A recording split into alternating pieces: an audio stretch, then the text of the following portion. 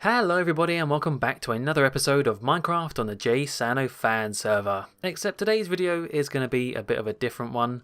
I know I said last episode that we continue with the Stonecutters top secret, super secret project and do more of the interior and build the 1,000-hour diamond monument thing. But something's come up in the meantime that I think would make for an interesting video. So I'm going to put that on hold and we'll come back to that next time or at some point in the future because yeah, this is going to be a bit of a different video. What you're seeing on screen is actually all pre-recorded footage. It's going to be me caving or mining or some sort of resource gathering, something quite dull, because I've tried to do these sort of talky videos in the past, and whenever I try and play and talk at the same time, it just doesn't work. I can't concentrate. I end up babbling and not making much sense. So I figured it best if I just record this separately and then do this voice bit afterwards. So yeah, I don't know what I'm doing. I haven't actually recorded yet, but it's going to be pretty mundane. So if you feel like just switching to another tab and treating this like a podcast, go ahead, because yeah, what I'm going to be talking about is the main point of this video. And it's not a particularly happy subject, but I think it's something that's been on my mind recently, and it's kind of brought up some topics and some talking points, and I'd be interested to hear your guys' opinions on some of the stuff that I'm going to mention. And yeah, let's just see how it goes. I haven't really got a plan for what I want to talk about exactly. So this might still go all over the place. I don't know. But the reason why I say it's not a particularly happy subject is because only a few days ago I went to my very first funeral. Yeah, I've never been to a funeral before. I'm 25 years old, so you're fairly old. You'd have thought I'd maybe have gone to one by now, but no, actually, I guess any family members that have passed away, I've been too young to go to the funeral, really, or just chose not to for some reason. I don't know why. But yeah, recently my grandfather passed away towards the end of October, and so obviously it was time for his funeral. And I guess I should give a little bit of a background to this before I get into it, but it's kind of interesting because it was the grandfather on my dad's side of the family, and it's a side of the family I don't really see terribly much. It's not because we don't get on very well. It's not like a malicious reason why we don't see each other very often, but it's more just a matter of distance. And you know, my mum and dad are divorced, so I'm thankful that they still get on well. You know, there are some situations and there's some stories you hear of where the mum and the dad, they can't even bear being in the same room together. So I'm quite fortunate in that regard, in that they do get on well, and I can still see that side of the family without any awkwardness. But it is just a matter of distance, really. They do live a fair bit away from me, so if I do go see them, it wouldn't be for months at a time, maybe even years sometimes. So yeah, the last time I saw my granddad was probably a good 2, 3, maybe even longer than that, 3 years ago. I didn't even realise he was sick, but yeah, he passed away not too long ago. And obviously that's really sad, and we had the funeral to go to, and that's where I started to think, ooh, this is going to be interesting because I've never gone to one before. What's it going to be like? It's kind of weird because you know what a funeral entails. You know there's going to be a bit of a service, and someone's going to say some words, and they'll play some songs, and you know the individual aspects of it, and you know, you see it in films and TV and all that sort of stuff. But when you're actually there, it's just such a completely different experience because it's personal and it's to you. So I just had a really odd time there because it was such a weird mixture of emotions, and I'm sure this is the case for everyone. And it's not just the fact that it was my first one that made it felt like this. It's just the way funerals are, I'm guessing, and that it's such an odd mixture of sadness. Obviously, it's sad. You don't want to be in a situation where you need to go to a funeral. You don't want people dying, but it's just a fact of life. So it's sad, but it's also, what's the right word to choose? It's sort of comforting as well in a way. It was very obvious once I was there and in the service why we as a human species have funerals and why we do these weird things about death, because death is a subject and a topic that typically we don't really talk about, do we? It comes up from time to time, and death in a very shallow sense of like, oh no, your favourite character on TV died, that sort of thing. But we don't talk about our own mortality very much. It's not taboo, it's just not really a nice thing to think about, is it, like dying and not being here anymore. So it's very odd when we go to these events, funerals that are all about death, and its main subject is death, and you're kind of facing it head on. But when I was there, it's sort of like, okay, yeah, this is why we have funerals, because it is that sort of cathartic release of emotions, and it sort of acts as like a foundation to move on from. Yeah, it's just like, once I was like, oh, okay, yeah, this makes so much sense as to why everyone's here and doing this, and why we do this in general, have funerals. It's, as much as it is a sad occasion, it's also sort of celebrating their life and moving on from it, and having a good place to move on, because the space between having someone, a family member or a friend pass away, and the funeral, that kind of gap in time is a bit weird. It's a bit like being in limbo, and I felt really bad for my nan, obviously, because she lost her husband, and it's that sort of, like time must have just sort of frozen for a while, because there's no real sense of closure in that meantime. Anyway, so funerals are good in that regard, but man, it's such a. At the same time, this was the two sort of feelings in my mind that were sort of battling against each other whilst there. Is that, yes, it's cathartic and it's good in that regard, but God, it's sad.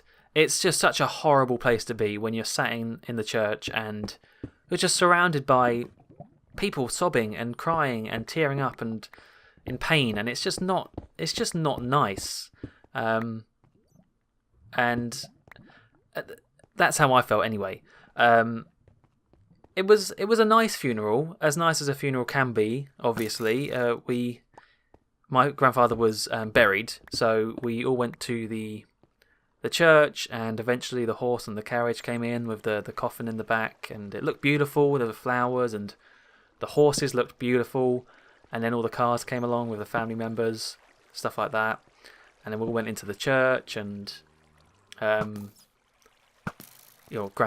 favourite songs were playing, and the guy said some words, a cousin said some words about him. We all moved out into the graveyard where he was going to be buried, and they do the whole ashes to ashes, dust to dust, that thing, and they lower the coffin down and give you the opportunity to throw some dirt on, which I did, and it was nice. There was a really good turnout for the funeral, and lots of people came to pay their respects and say goodbye, so that was good to see. It was also good weather. I've got to be British, haven't I, talk about the weather, but it was nice weather. I don't know how I would have felt if it was raining. That would have been just that much more depressing and awful. But it was sunny, and it was nice, and it was warm, and it did make it nicer to be there. Without sounding too bad about that sort of stuff. So I don't know. I just feel like it was an odd event, but it makes so much sense as to why we do it now. Not to say that I wish I'd have had one sooner. I'm not saying that maybe I should have went when I was younger, because I have heard from some friends and stuff like that when they've went to a funeral too young, they didn't really understand what was going on. They don't really grasp the concept of someone going away and not coming back, so it turns out to be quite horrible for them. And I guess that's why I haven't gone to some in the past, and that's probably why children in general don't go to funerals, is because it's a very complex thing to sort of describe to children in some cases. But for all intents and purposes, it was a good thing. After the funeral, we all went to my granddad's favourite pub, and they had like a little buffet on, and all the family were there, and would reminisce and swap stories and catch up, because it had been many years since I've seen that side of the family, some of them anyway, and they'd all do that typical thing of, oh my god, you're so tall now, last time I saw you were down there and now you're up here, and oh, what are you doing, you got a job, are you working, you got a girlfriend, all them sort of questions. I felt like I was saying the same line over and over again about, oh, the job's going well and blah blah blah. But it was good, and I'm definitely glad I went. But the reason why I'm bringing this up, and it does lead into a bigger issue that I just, it's been in my mind ever since, and it sort of links into stuff I've been seeing in the news recently, and also seeing at a very local level. I'll get into it, but I want to point out something that happened during the funeral, and it's a line that someone said that really kind of struck a chord with me and stuck with me. So after was he a priest? No, I don't think he'd be a priest. Whatever the guy was, the church man. When he'd finished saying some words about my granddad, my cousin, who lived with my nan and granddad for a while, he went up and said some words. And he started off by saying some sort of line about the circumstances that we were in. And then he said this. So he said, blah, blah, blah, blah, blah. I'm not an emotional man, which, fair enough. So people are different. Everyone's different. Some people handle emotions differently compared to others, whatever. But then he said this afterwards. He said, I'm not an emotional man, and I try not to be one. And that really stuck with me, that line, and it has ever since I've been to the funeral, because it really does explain. It explains a lot about that side of the family for me, and it explains a lot about men in general, in a way, because he says, I try not to be an emotional person. And I just thought to myself, why? Why is that he tries not to be emotional? And as I was sitting there in the funeral, and I was crying, because it's, that's what you do in a funeral. It's going to be a sad situation. You're going to cry. So I was tearing up. And also, what makes it worse is that the sound or the sight of someone else crying makes me cry. So in other situations where it's not a funeral, but I see other people crying or the sound of them sobbing, that starts to make me tear up. I don't know what it is. It's just something, it's like a yawn being contagious. But just that sort of triggers me to start crying, even though I'm not actually sad. But, so I was in the funeral, and I was crying because it was sad, and other people around me were crying as well. And I look across, because I was sitting opposite my dad and all of his brothers, my uncles. They just lost their father. Never mind me losing my grandfather. They just lost their father. And I noticed that hardly any of them were crying. There may have been like a little dab at the eyes, but none of them were actually kind of displaying much emotion. And that might have just been because, I don't know, maybe they'd already kind of released all of that sort of pent-up emotions before the funeral anyway. Maybe that's why. But it sort of really did open my eyes to that side of the family, and that the way that the men on that side of the family deal with their emotions. Because you're seeing that, and the guy, my cousin, is saying, he tries not to be emotional. And it all sort of made a lot more sense as to why they act the way they do, and how that spreads into not just me and my family, but also just other people in general, friends and people in the media, celebrities, whatever. It's a massive issue, and I guess the reason why it particularly is affecting me at the moment is because at my local university where I work, they're doing a campaign called Man Up, Speak Up, and it's done by one of the student officers, and it's all about male mental health, and it's kind of directed mainly at the sports people, all the people on the sports teams and the sports clubs, all the men that play football and rugby and tennis and whatever, and it's all about their mental health and how there is this sort of stigma attached to men acting macho and not displaying emotions, and having this sort of shield up around them a lot of the time that doesn't show what they're actually feeling. And so that's what this campaign's all about. So I've been seeing it a lot recently, and I've been helping with them, and I guess that's why it was on my mind, and why I kind of connected the dots in my head when I saw my cousin say that line about not trying to be an emotional person. And I just think that's such an unhealthy thing to do. Like, I'm not saying I am perfectly in tune with my emotions. I don't think anyone can be in tune with their emotions 100%. But I'd like to think that if I find something sad, I won't try and repress the feelings. Like, for goodness sake, I cried at a bloody Futurama clip the other day when Fry finds out that he's actually inside his mum's dream. God, that made me start to cry. And I'm not saying that's good either. Like, it's not good to be super blubbery about anything. But I think that's better than not trying to cry at all. And I just think it's really, really bad that we're in a situation, and we have been for decades, I guess, or even centuries, where men have to be manly and they can't cry or show emotions or do any of that sort of stuff because it's not seen as the right thing to do. Recently I saw, if any of you from the UK know, not necessarily from the UK I guess, but if any of you know a comedy duo called Mitchell and Webb, they do the Peep Show and they've done kind of a sketch show. Anyway, one of them from that duo, I think his name's Robert Webb. I saw him recently on some sort of talk show because he's just made a book called How Not to Be a Boy. And it's about this exact stuff. It's about how he grew up in a family where he was told not to cry and told how to be a boy. You know, oh, boys don't do that. You know, man up, stiff upper lip and all that sort of stuff. And how it's affected him mentally and probably physically as well through growing up.